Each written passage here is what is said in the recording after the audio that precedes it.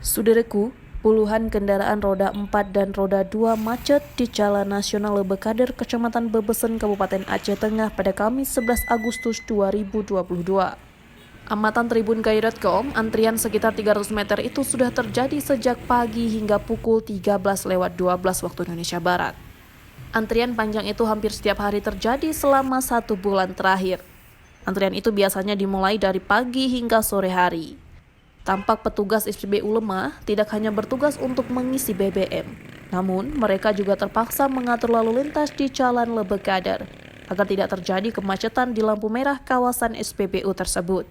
Bahkan, terlihat beberapa pengendara berulang kali turun dari kendaraannya untuk melihat langsung ketersediaan BBM jenis Pertalite tersebut.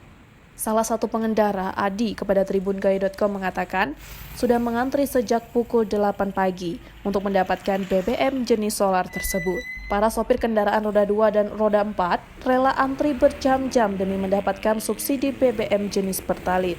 Beberapa pengendara meminta Pertamina dan SPBU agar memastikan Pertalite subsidi tetap tersedia serta tidak disalahgunakan. Sementara itu, tribungai.com mencoba melihat 2 SPBU lainnya di Takengon, yakni SPBU Tamsaril dan SPBU Jalan Lintang. 3 SPBU di Aceh Tengah mengalami hal yang sama. Dalam 2 pekan terakhir kerap terjadi antrian panjang di pagi hari hingga menjelang siang untuk mendapatkan BBM jenis Pertalite. Dari Aceh Tengah, Romadani, Tribun Gayo TV.